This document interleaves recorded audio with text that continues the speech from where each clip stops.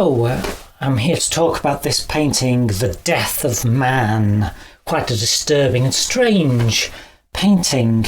Most of my ideas come in an instant flash of inspiration, and an image clearly in my mind, and I struggle to sketch them down and make a note of them. Then it's a matter of building the resources to copy that idea, copy the emotion of it, and try to capture that instant feeling. Trying to capture that feeling is a really important part of art. You can capture that feeling by actually painting live while you're working, but even that, because the painting process takes a long time, it will change. So the advantage of capturing something in an instant, a fraction of a second, and then sticking to that as a plan, it has many advantages really, because it can unify an idea and a feeling in one single instant. That's how this painting was born, like so many of my paintings. The painting itself it's about changing attitudes to masculinity, really.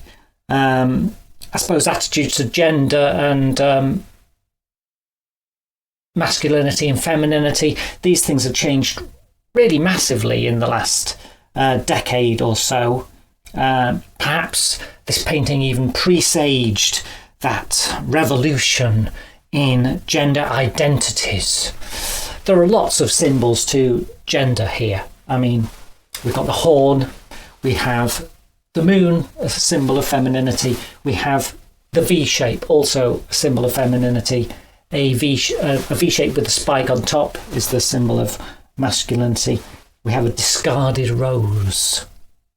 In fact, the rose appears in the frame. You probably can't pick this up on the camera, but this frame, made from wood, and handmade by myself, I make a lot of my own frames, was coated with a transparent resin into which rose leaves, actual leaves from a rose plant, were embedded.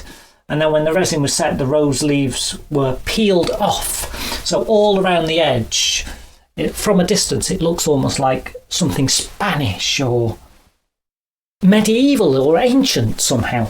But actually, here we have the actual impressions of rose leaves all the way, heavier on the top, and then they fall away to the bottom.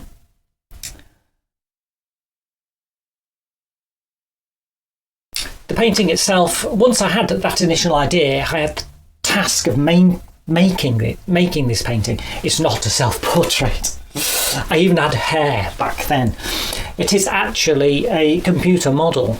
In fact, I made the entire scene on a computer before painting it, and often I use models in my work to try and capture the realism and try to capture some of the essence of that initial idea. And in this particular case, the very plastic nature, the slightly unrealistic and strange nature of the computer model, which you can clearly pick up. You can clearly pick up that this isn't real. This is something not quite real, a little artificial, and that really helps unintentionally. I didn't. Obviously, every element of the feeling, every element you make, you can never achieve exactly something you intended. You create something and then something magical happens. Something appears that nobody expected, even the artist didn't expect. Which is why, for many of my paintings, I can't really fully explain them, and I shouldn't ever be able to.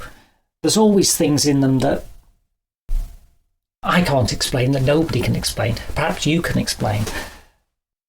Everybody has their own interpretation, but there's always hidden things that even I don't notice, because often I'm painting unconsciously. I'm sketching, adding things here and there. I can say the origin of this idea and when that flash appeared, it was during a television debate between politicians, David Cameron and Nick Clegg in, I think it was 2009 or 2010, were having a debate on television, trying to outdo each other, a battle between these male politicians. And that was when the initial idea occurred. So here it is, the death of man.